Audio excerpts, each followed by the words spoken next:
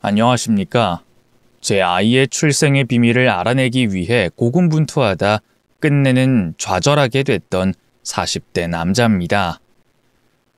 사람을 믿은 제 탓이었을까요? 아니면 아내에게 온전히 정성을 쏟지 못한 제 불찰이었을까요? 저는 아직도 모르겠습니다. 답답한 마음에 이곳에 사연을 써봅니다. 30대 중반에 결혼했던 저희는 누구보다 임신을 원했습니다. 일을 하느라 정신이 없었기 때문에 남들보다 결혼을 좀 늦게 한 편이었죠. 요즘에는 다들 이때쯤 결혼한다고는 하지만 생물학적으로 임신하기에 적당한 나이라는 게 있지 않습니까? 괜히 마음이 조급해지더라고요. 하지만 급한 마음을 가지니까 더 힘들더라고요. 그토록 원하던 임신은 잘 되지 않았고 시간은 빠르게 흐르더라고요. 결국 병원에 다니며 시험관을 준비했지만 그마저도 녹록지 않았습니다. 여태껏 살면서 노력 없이 안 되는 건 없다고 생각했기 때문에 더 노력하면 우리가 원하는 아이가 기적같이 찾아올 거라 믿었어요. 하지만 아내는 점점 지쳐갔고 어느 날 저한테 오빠, 나 좀 지쳐 라고 호소하더라고요. 그때 머리를 한 대 맞은 것처럼 정신이 확 들었습니다. 분명 이 사람을 사랑해서 결혼했고 이 사람과 단둘이 있어도 너무 행복했는데 현재 순간의 소중함도 모른 채로 너무 목표만 바라보고 살았던 게 아닐까 싶은 겁니다. 그때부터는 저도 정신을 차리고 아내와 행복한 시간을 보내기 위해 노력했습니다. 아이는 없어도 된다. 나는 당신과 함께 있는 그 순간 자체가 행복한 거다. 이런 말들을 해주며 아내가 원하는 삶의 방향이 뭔지 물어보기도 하고 같이 미래를 그려나가자고 약속했죠. 그렇게 저희는 다시 행복이라는 걸 찾았습니다.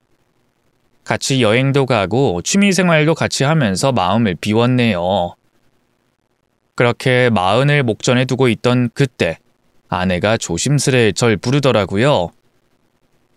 오빠, 줄 게 있어. 뭔데? 그게... 무슨 일 있어?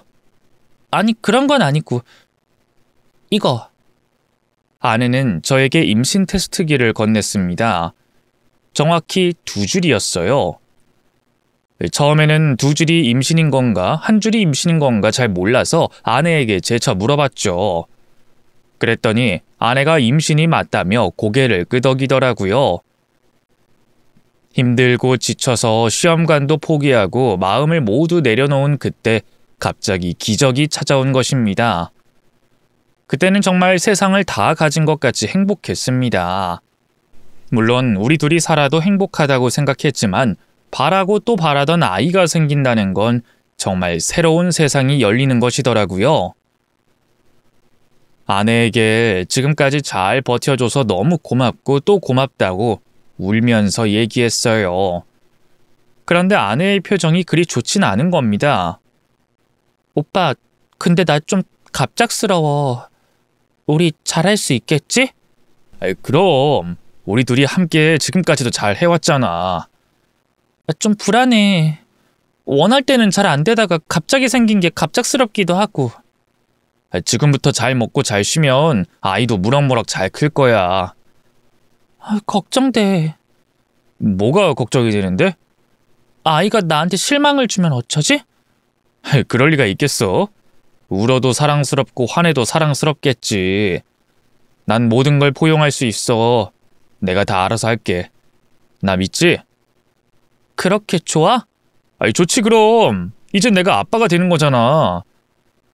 아내는 행복을 느낄 새도 없이 걱정부터 하더라고요. 너무 간절히 바라왔기 때문일까요? 저는 그런 아내의 모습이 안타까워서 좀 더 신경 썼습니다. 장모님께서 저희와 같은 아파트에 살고 계셨거든요. 평소에도 아내는 혼자 처갓집에 자주 가곤 했는데 임신을 한 이후로는 뭔가 생각이 많아졌는지 발길을 끊더라고요. 평소와는 완전히 달라졌죠. 이게 바로 임신 우울증인가 싶어서 아내에게 물어봤습니다. 여보, 요즘 기분 안 좋아? 그냥 좀... 안 좋은 이유라도 있어? 왜 자꾸 혼자 있으려고 해? 이럴 때일수록 사람들도 만나고 장모님한테 맛있는 것도 좀 해달라고 하고 외롭지 않게 보내야지. 그냥 혼자 있고 싶어. 이게 편해. 우리 바람이라도 쐬러 갈까? 아니야, 집에 있을래. 당신 좋아하는 디저트 가게 갈까? 입맛 없어. 그래도 뭘 좀 먹어야지. 계속 가만히 있을 거야? 내버려 두라니까. 원래는 정말 활동적이고 나가는 걸 좋아하는 외향형인 아내였거든요. 그런데 임신을 하고 나니 갑자기 성격이 확 바뀐 겁니다. 임신 소식을 듣고 뛸 듯이 기뻤는데 시간이 지날수록 악화돼가는 아내의 상태를 보니 걱정이 됐고 이대로 가다가는 큰일이 나겠다 싶더라고요. 남편으로서 해줄 수 있는 게 뭔가 고민하던 저는 아내의 친구들을 집에 초대하기도 했고 지인들과 출산 축하 파티를 하라며 호텔방을 빌려주기도 했습니다. 하지만 그뿐이더라고요. 아내는 잠시 신나는 것 같더니 약속이 끝나면 또다시 방에 고립됐습니다. 가만히 보면 저와 대화를 나누는 것 자체를 싫어하는 것 같더라고요. 임신 전까지만 하더라도 일상을 조잘조잘 얘기하던 아내가 갑자기 입을 꾹 닫아버리니 답답해 미칠 지경이었습니다. 그래도 시간은 흐르고 흘러 어느새 출산 날짜가 다가왔고 아내는 긴 진통 끝에 건강한 딸을 출산했습니다. 아기 울음소리를 듣는데 정말 심장이 미친 듯이 뛰더라고요. 세상에 제 아이가 제일 예뻐 보였고 멀리서 봐도 제 아이만 눈에 확 띄었습니다. 우리 가족을 위해서라도 열심히 살아야겠다는 다짐을 하게 된 순간이었죠. 이제는 우리 세 가족이 행복하게 사는 일만 남았다고 생각했어요. 하지만 아내는 출산 후에도 우울증에 시달렸습니다. 병원에 가보는 게 어떻겠냐고 했더니 자기가 알아서 하겠다며 혼자 있게 내버려달라고 하더라고요.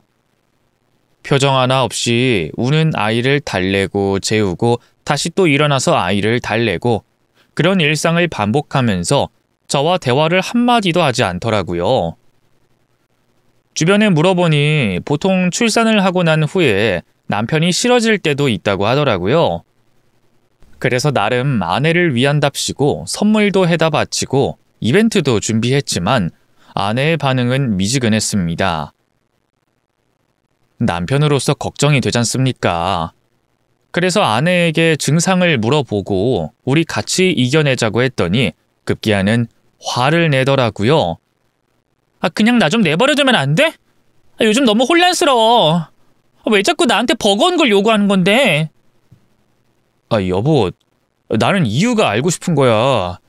사랑하는 사람이 힘들어하는데 그걸 보고만 있으라고? 요즘 나랑 대화도 안 하려고 하잖아. 차라리 말을 좀 해봐. 엄마가 된다는 게 갑작스럽고 혼란스러운 거야? 난 이게 축복받을 일이라고 생각하는데 여보한테는 버거운 일인 거야? 임신하면 누구나 우울증이 올 수 있대. 그러니까 치료 잘 받자. 나는 여보가 예전처럼 웃고 떠들고 다시 행복했으면 좋겠어. 그뿐이야.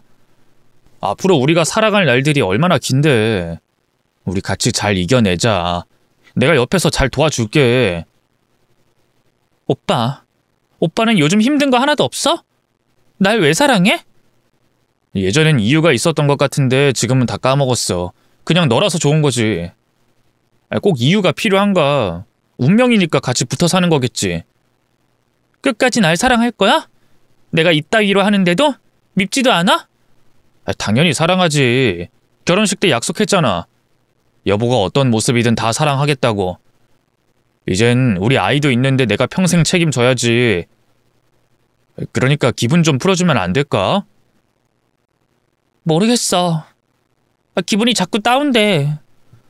이대로 행복하게 살면 그만인데 자꾸 이 행복이 사라질까 봐 두려워.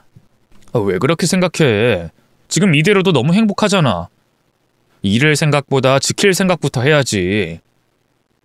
내가 볼 땐 당신이 육아를 하느라 너무 지쳐있는 상태인 것 같아. 잠도 제대로 못 자잖아. 애가 자꾸 우는 걸 어떡해. 나도 푹 쉬고 싶어. 이참에 휴식기 좀 가지는 거 어때? 어떻게 쉬어? 애가 온종일 엄마만 찾는데. 내가 아이 돌볼게. 당신은 하고 싶은 거 맘껏 하고 와. 혼자 여행 한번 하고 싶다며? 이참에 바람 좀 쐬고 오는 건 어때? 오빠 혼자 어떻게 하려고? 나 아빠야. 부모인데 아이 하나 못 돌보겠어? 당연히 우리 애인데 내가 책임져야지. 여보는 걱정 말고 마음 잘 추스르고 와. 우울증 가만히 내버려두면 더 큰 병 되잖아. 아내의 상태가 신경이 쓰였던 저는 결국 아내에게 여행을 권유했고, 아내는 잠시 망설이는가 싶더니 혼자 온전한 휴식을 좀 취하고 싶다며 준비를 하더라고요. 그리고 가기 직전 아내는 갑자기 저를 보더니 울기 시작했어요. 제가 당황해서 물었습니다. 여보, 갑자기 왜 울어? 왜 그래? 여행 간다면서 들떠 있었잖아. 오빠한테 너무 미안해서. 아니, 뭐가 미안해. 여행 혼자 가서 미안해? 그럼 나중에 같이 가면 되지. 지금은 우리 애가 여행 가기엔 무리잖아. 혼자라도 잘 다녀와. 자꾸 희생만 하고 배려만 하고. 그건 당연한 거지. 사랑하니까. 나는 우리 여보가 행복하면 그걸로 충분해. 그러니까 푹 쉬고 밝아진 모습으로 봤으면 좋겠어. 날 너무 원망하지 않았으면 좋겠어. 나도 충분히 너무 힘들었거든. 그래, 우울증 걸린 게 여보 탓은 아니잖아. 나는 다 이해해. 마음의 병이 원래 낫기도 힘들고 오래 간다고 하잖아. 그렇게 아내는 의미심장한 말을 남긴 뒤 여행을 떠났습니다. 저는 그게 마지막이 될 줄은 몰랐어요. 여행이 끝나면 다시 우리 관계가 돈독해지겠구나 생각하고 있었죠. 하지만 바로 다음 날 저에게 걸려온 전화 한 통에 인생이 나락으로 떨어졌습니다. 아내가 교통사고로 세상을 떠났다는 겁니다. 믿을 수 없었고 전부 제 탓이라고 생각했습니다. 여행을 권유했던 게 다름 아닌 저였으니까요. 만약 제가 그런 말을 꺼내지 않았더라면 아내는 온전히 남은 인생을 보냈을 텐데, 남편을 잘못 만나 이렇게 된 것 같아 죄책감과 상실감에 정신을 차릴 수가 없었어요. 장례를 치르면서도 마치 꿈을 꾸는 것 같았습니다. 무엇보다 홀로 남겨진 제 아이가 너무 불쌍했어요. 마음을 추스리는 데만 긴 시간이 걸렸습니다. 장모님은 저를 원망하셨고 저 또한 할 말이 없었어요. 제가 죽을 죄를 지은 것입니다. 추모의 시간을 가지는 것조차 사치였습니다. 아이를 돌보느라 정신없이 하루하루를 보내다 보니 시간이 훌쩍 지나가 있더라고요. 아이는 뭘 알고 그리 우는 건지 서럽게 울기만 하더라고요. 그 모습을 보고 저도 같이 울었습니다. 이제 남은 사람은 우리 둘밖에 없다고, 내가 너를 평생 지켜주겠다고 약속하며 눈물을 하염없이 흘렸어요. 겨우 시간을 내어 아내의 유품을 정리하던 중이었습니다. 아내가 항상 드라마를 보던 노트북 하나가 있었거든요. 그걸 정리를 할까 말까 고민했어요. 연식이 오래된 노트북이었기 때문에 고장이 나버려서 켜지지도 않았습니다. 버릴까 싶다가도 그 안에 있는 사진이나 동영상, 각종 추억들이 모두 데이터로 남아있지 않습니까? 그건 고이 간직하고 싶은 마음에 메모리칩만 빼서 복원을 해놨어요. 지금 생각해보면 그게 판도라의 상자를 열게 된 시작이었던 것 같습니다. 데이터를 제 컴퓨터로 옮겨서 하나씩 살펴보던 중 텍스트 파일을 열어보게 됐습니다. 그건 다름 아닌 아내가 노트북에 적어놓은 일기였어요. 그 안에는 알 수 없는 말들이 적혀 있었습니다. 2000XX년 X월 X일, 사고를 쳐버렸다. 술을 많이 먹기도 했고 분위기에 취했다. 정신을 차려보니 모든 일은 저질러진 후였다. 남편은 아직 아무것도 모르는 듯한데 불안하다. 솔직히 내 마음을 모르겠다. 아직도 이렇게 흔들리면 안 되는데 자꾸 잘못을 저지른 것 같아서 죄책감 때문에 우울하다. 분명 남편은 날 사랑해주고 배려해주고 희생하는데 이런 생각하면 쓰레기인 거 알지만 자꾸만 딴 생각을 하게 된다. 자꾸만 딴 생각을 하는 나 괜찮은 걸까? 내가 원한 결혼 생활은 이게 아니었는데 내가 망친 것 같아서 오빠한테 너무 미안하다. 이럴 거면 결혼하지 말걸. 왜 나는 항상 뒤늦게 후회하는 걸까? 아내의 일기장에는 모호하긴 했지만 분명 잘못을 저질러 놓고 후회하는 듯한 표현들이 많이 적혀 있었습니다. 가장 슬펐던 건 그 일기장 안에 저에 대한 애정을 담은 글귀는 단 한 줄도 없었다는 것입니다. 그게 저를 정말 슬프게 하더라고요. 그리고 출산 후에 쓴 일기에는 이렇게 적혀 있었어요. 2000XX년 X월 X일. 기쁨의 순간에도 차마 웃을 수가 없었다. 그 일만 없었더라면 마음껏 웃고 행복할 수 있었겠지만 이미 되돌릴 수 없는 지경까지 이르렀다. 왜 남편과는 죽도록 노력해도 안 되던 게 그때 한 번으로 쉽게 됐던 걸까? 아무래도 여태껏 임신이 어려웠던 건 남편 탓이었을까? 그렇게 쉽게 될 줄 알았더라면 조심을 했을 것 같은데. 그때는 너무 감정적이었다. 그리고 그 일 이후로 남편을 더 이상 사랑하지 않는다는 것을 느끼게 됐다. 하지만 말을 할 수 없다. 용기가 나지 않는다. 임신 사실을 알렸을 때 진실을 말할 타이밍이긴 했지만 차마 말할 수가 없었다. 임신을 알고 너무 좋아하는 남편의 모습을 보니 더더욱 입을 열기 어려웠다. 이대로 아무도 모른 채로 살아가면 어떨까? 그러면 모두가 평화로워지잖아.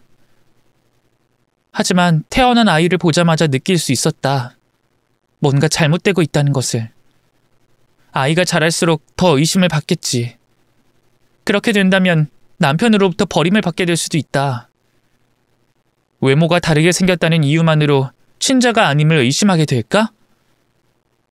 아직은 마냥 귀여워하지만 친자가 아니라는 걸 알게 된 순간 오빠는 어떤 반응을 보일까? 너무 착하고 좋은 사람이라 어쩌면 아이를 받아줄지도 모른다. 하지만 내 마음에 확신이 없다. 내가 정말 남편을 진심으로 사랑할 수 있을까? 왜 결혼을 했던 것일까? 이젠 이유조차 기억나지 않는다. 아니면 안식처가 필요했던 걸까? 나의 치부와 잘못까지 다 감싸 안아줄 정도로 포용력이 넓은 사람인 거 알지만 차마 말을 할 수가 없다. 정말 모르는 게 약일까?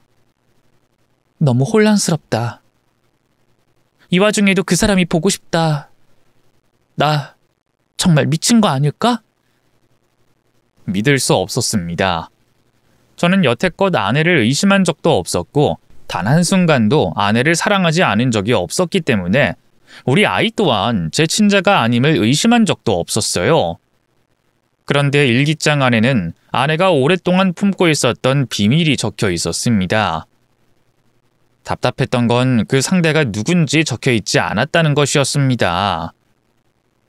아내는 매일 혼란스럽고 힘들다는 말만 되풀이하며 갈팡질팡하는 마음을 일기장에 적어 놓았을 뿐 제대로 된 정보를 적어 놓지 않았어요.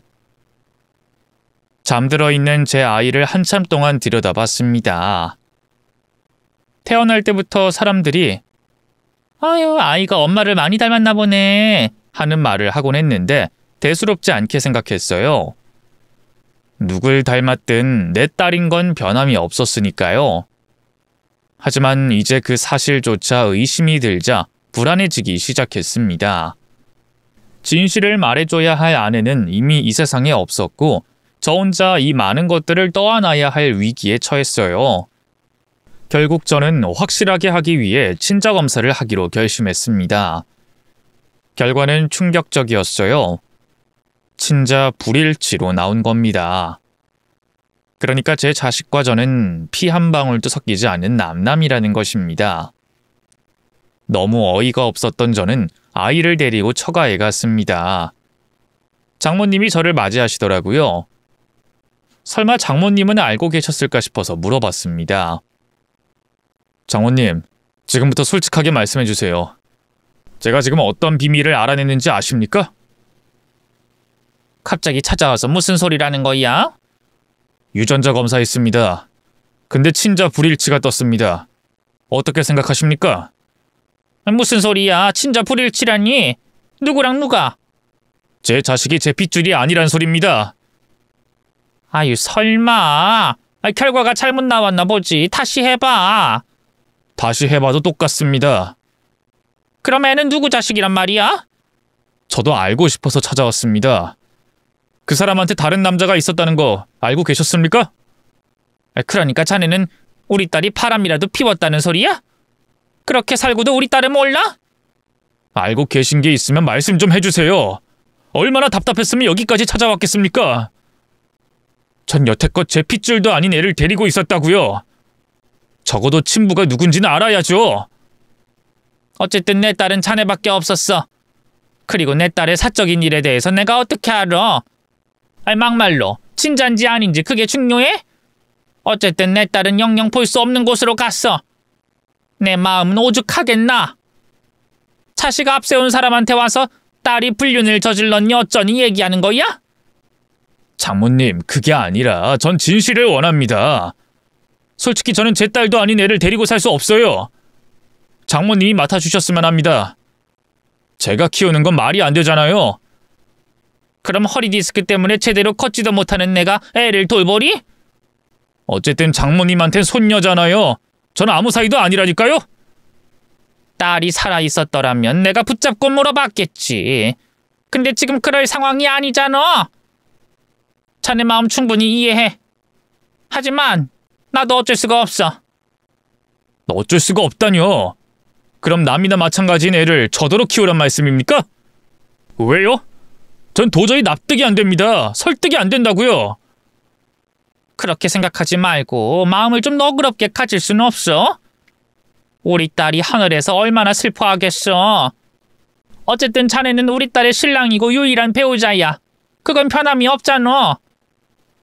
정말로 걔는 자네밖에 없었어. 내가 장담해. 그리고 그 애 인생이 얼마나 불쌍해. 아빠라도 있어야 살지. 엄마 아빠 둘 다 없는 애가 어떻게 올바르게 자라겠어? 안 그래? 자네가 아빠 역할을 제대로 해주기만 한다면 내가 옆에서 많이 도와줄게. 하지만 유전자 검사가 이렇게 나왔지 않습니까? 그럼 저더러 평생 희생하라고요? 다른 애도 아니고 와이프가 불륜해서 낳은 애잖아요. 애는 아무것도 모르잖아. 마음으로 낳은 자식이 더 애틋한 법이야. 낳은 정보다 기른 정이 더 무섭다는 말도 있는데 자네가 좀 챙겨주면 안 되겠어? 그러니까 저더러 남의 핏줄을 키우라는 말씀이십니까? 제정신입니까?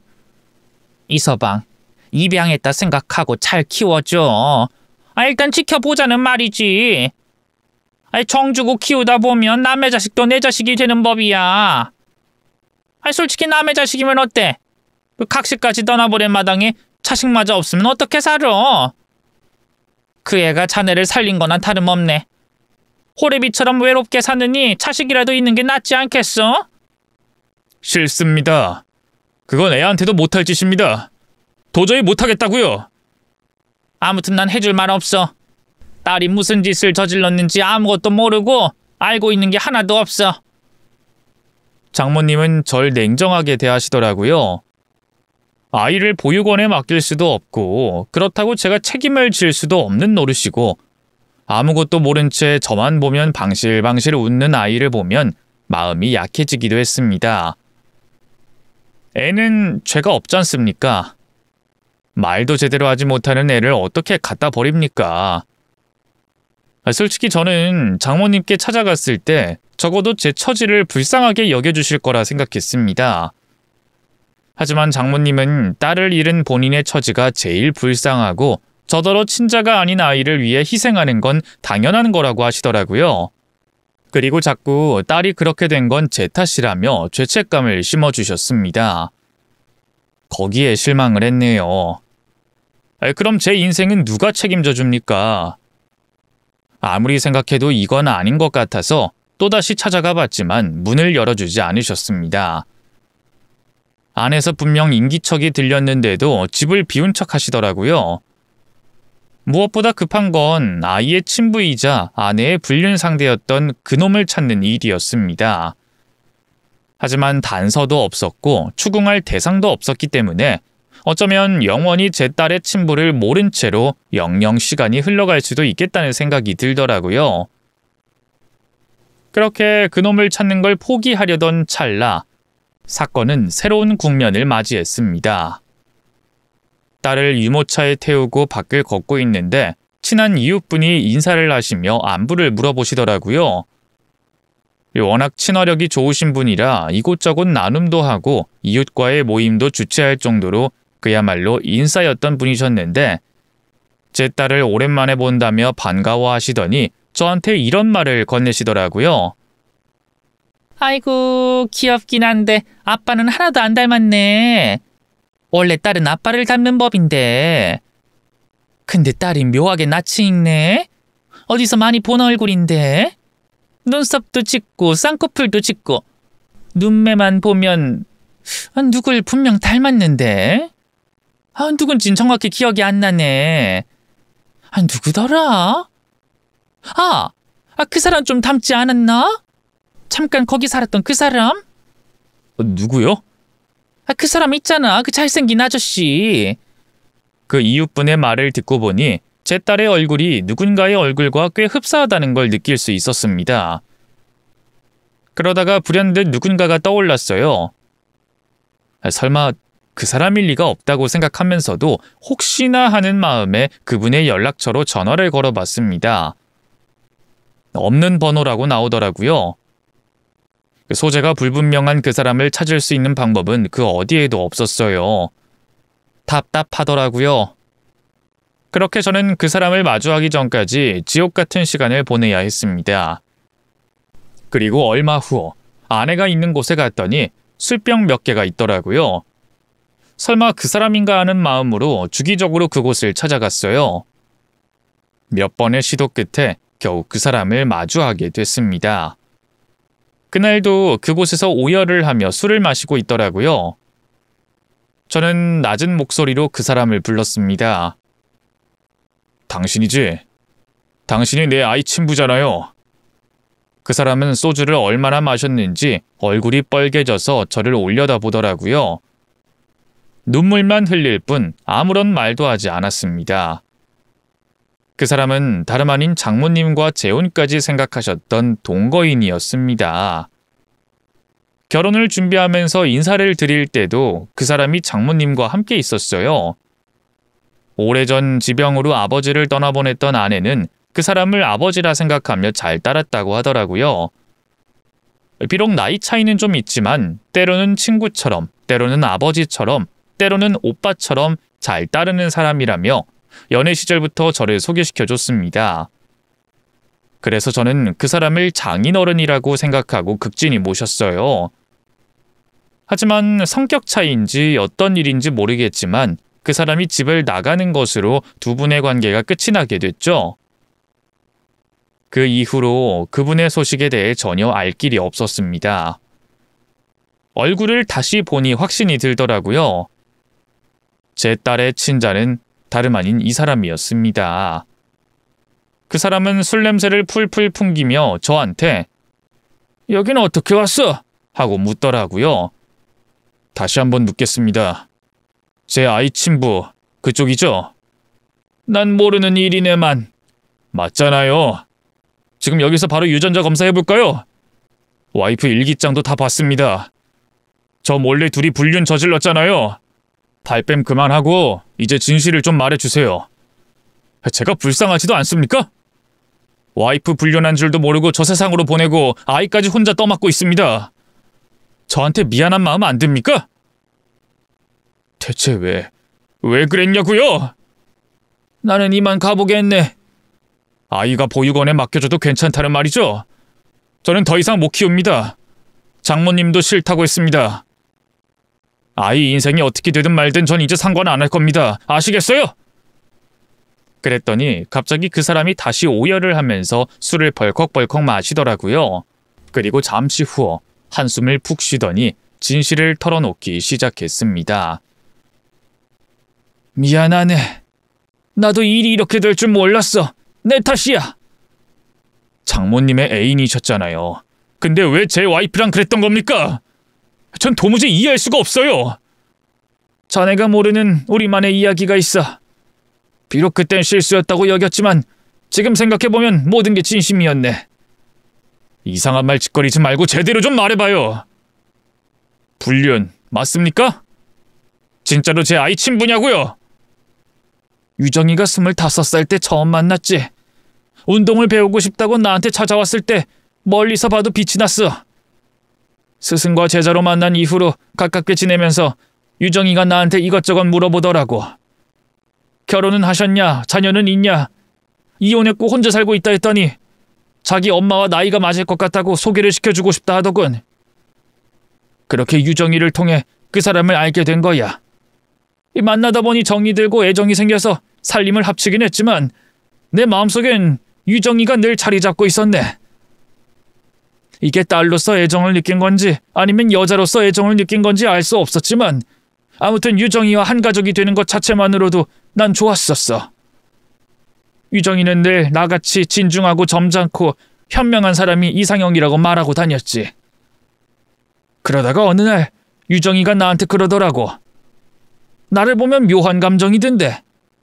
나도 그렇다고 했지. 그랬더니 펑펑 울더라고. 그때는 이미 유정이가 자네랑 결혼을 한 이후였어.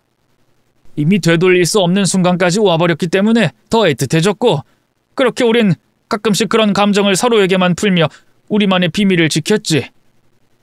절대로 새어나가면 안 되는 거였어.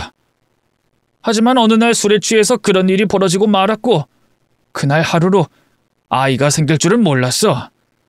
유정이가 임신을 했다는 소식을 들고 왔을 때만 하더라도 난 당연히 자네 핏줄인 줄 알았지. 근데 유정이가 몰래 오더니 울면서 말하더라고. 아무래도 불안하다고. 들키면 어쩌냐고. 그래서 내가 안심시키면서 그럴 일 없으니 안심하라고 다독였던 거지. 근데 애가 태어나고 보니 알겠더라고. 어쩌면 진짜로 내 아이일 수도 있겠구나. 그래서 그때부터 나와 유정이는 생각이 많아졌네. 우리 둘이 도망을 가버릴까 아니면 모른 채로 이대로 살까?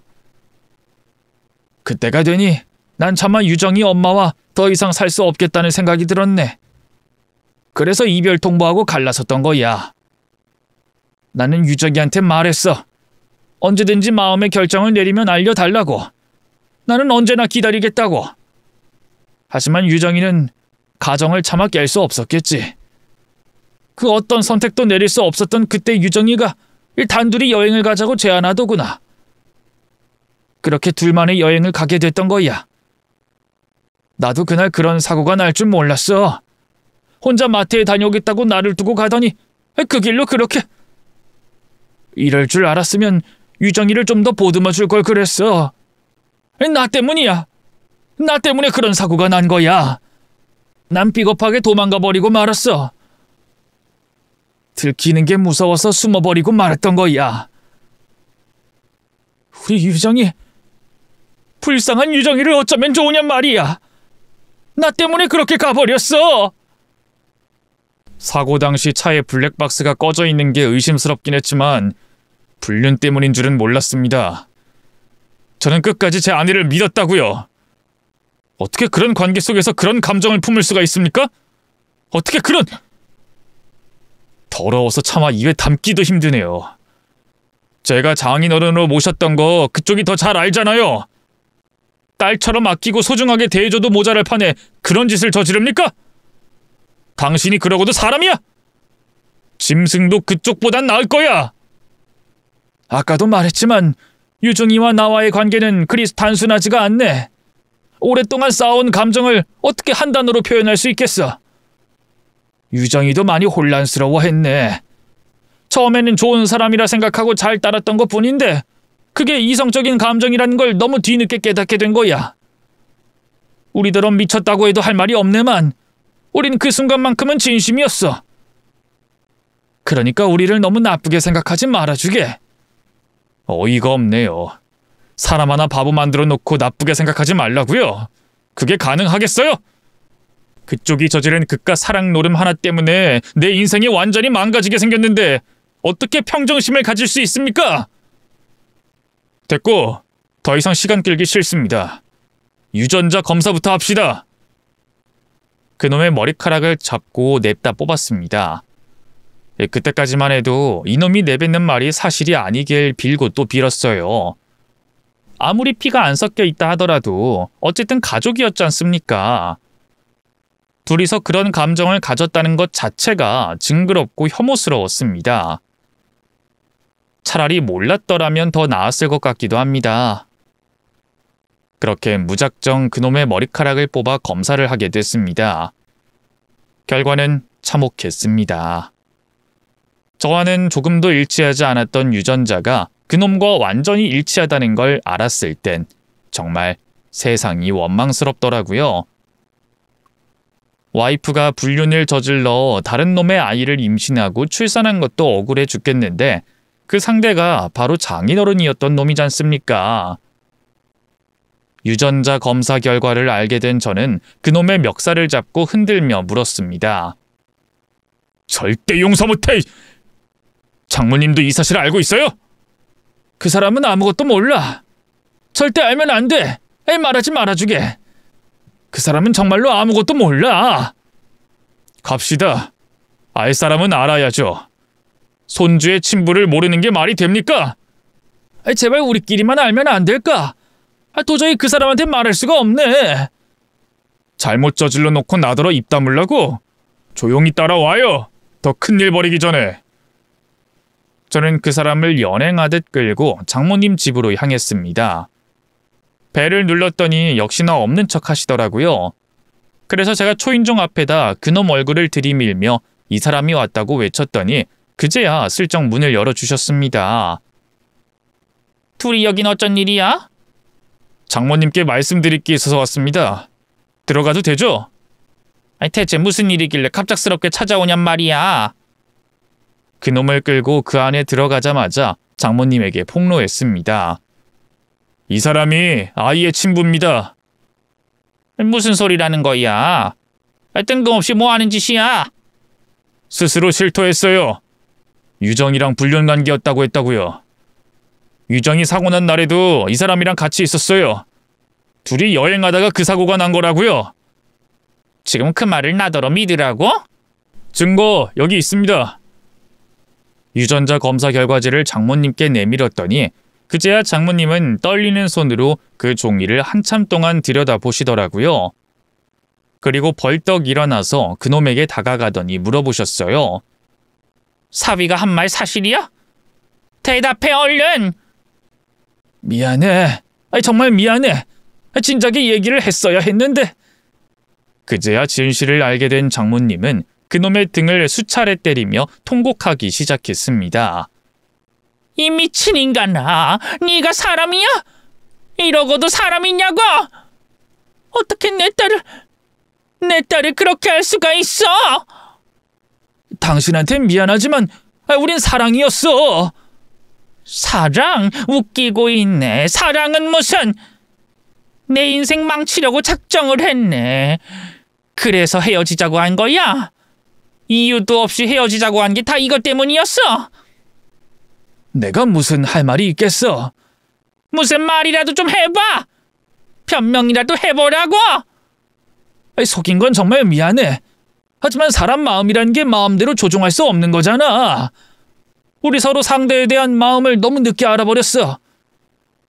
나는 당신한테 늘 솔직하게 말하려고 했는데 유정이가 그 사실을 두려워했을 뿐이라고.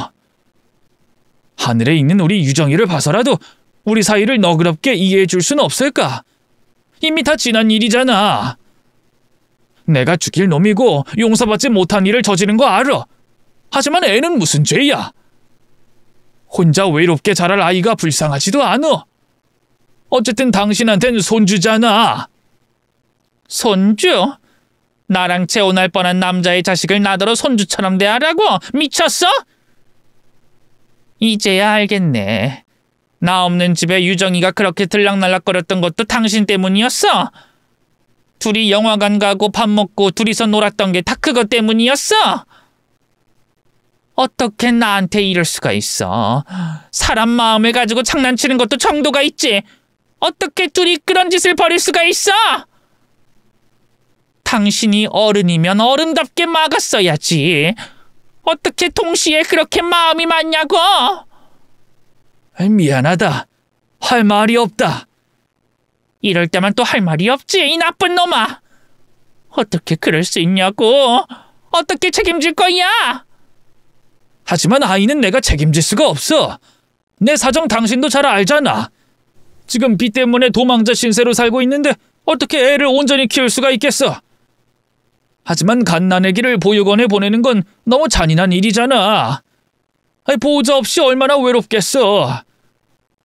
이런 짐을 떠안기게 돼서 정말 미안하다. 날 용서하지 마. 못난 놈, 짐승 같은 놈. 장모님은 소리를 지르시다가 결국 혼절을 하셨고 병원까지 실려가셨습니다. 그 사이 그놈은 도망을 가고 없더라고요. 흔적도 없이 사라진 그놈을 찾기란 서울에서 김서방 찾는 것보다 어려웠어요. 장모님은 겨우 정신을 차리고는 그놈의 행방에 대해 묻더라고요. 찾을 수 없다고 했더니 한숨을 푹 쉬시며 이렇게 말씀하셨습니다.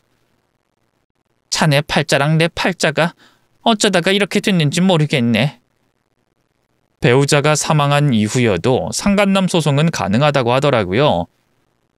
도저히 답답함을 풀어낼 길이 없었던 저는 소송으로 제 억울함을 호소했습니다. 그렇게 소송을 한참 진행 중이던 그때 장모님이 저를 집에 부르시더라고요. 장모님은 모든 걸 내려놓은 듯 힘 빠진 목소리로 말씀하셨습니다. 애는 내가 돌볼 테니 자네는 새 인생 살게. 장모님. 화나고 답답하고 속이 끓지만 어쩌겠나. 내 딸이 저지른 짓인데 내가 책임져야지. 자네는 아무런 잘못이 없잖아. 내가 딸을 잘못 교육시킨 탓에 이렇게 됐네. 장모님 탓이 아니잖아요. 지 새끼 놓고 떠나는 그 마음이 얼마나 원통했겠어. 내 자식의 핏줄이니 내가 떠안는 게 맞아. 내 딸 새끼인데 그럼 어쩌나. 나밖에 더 있겠나. 지금까지 자네한테 희생을 강요했던 것 같아서 미안하네. 그때는 나도 갑작스럽고 당황스러웠어.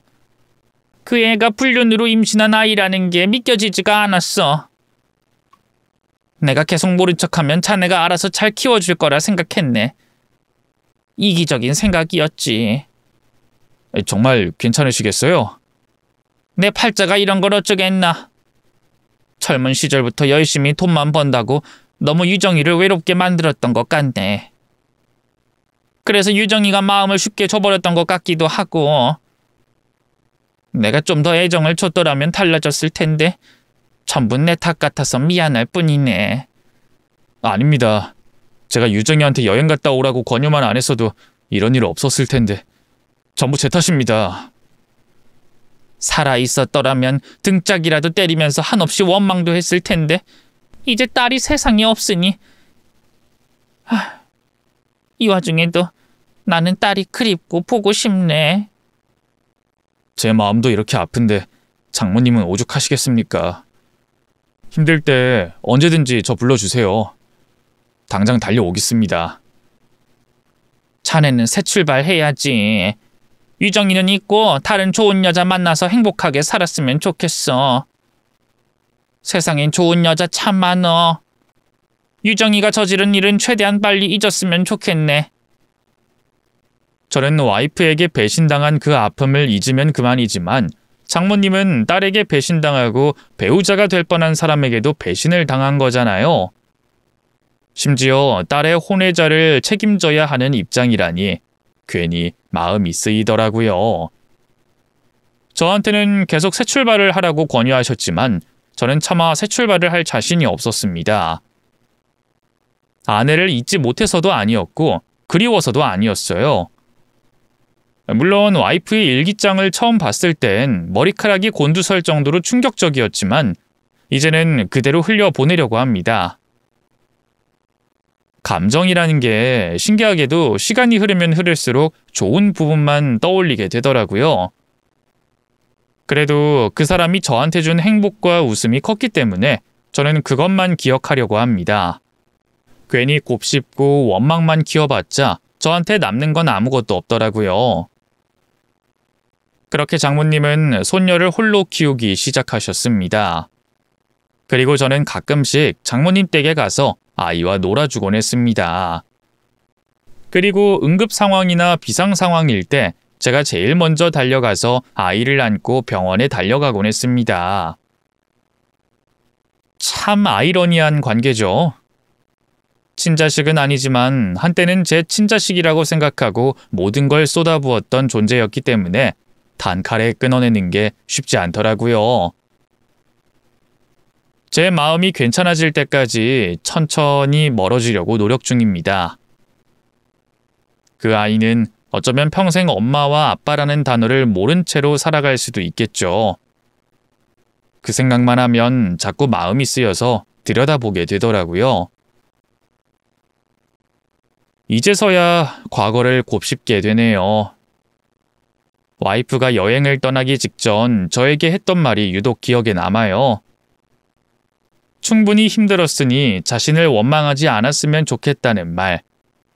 그 말 뜻을 그때는 몰랐습니다. 아마도 자신의 잘못을 그때 고백하고 싶었는지도 몰라요. 와이프는 저에게 무슨 말이 하고 싶었을까요? 아마도 저에 대한 미안함이 가장 컸겠죠. 그리고 앞으로 다가올 파장이 두려웠을 겁니다. 세상에서 가장 행복해야 할 그 순간에 불안함만 가득했던 아내의 인생이 어찌 보면 안쓰럽기도 합니다. 이제는 그곳에서 편히 쉴 수 있었으면 좋겠습니다. 시간이 몇 년 흐르니 그래도 어느 정도 상처가 아물기 시작하더라고요. 그리고 저는 조심스레 새로운 인연을 찾게 됐습니다. 공교롭게도 그 사람도 사별로 배우자를 떠나보냈고 통하는 게 많았어요. 지금은 연애를 길게 하고 있지만 재혼까지 생각 중입니다. 이제는 재혼이다 보니 다른 욕심 없이 둘이서 행복하게 노후까지 보내는 게 소원입니다. 자식에 대한 욕심은 이제 완전히 내려놨어요. 그 아이는 어느새 걷고 말도 할 수 있게 됐어요. 아주 예쁘게 잘 컸습니다.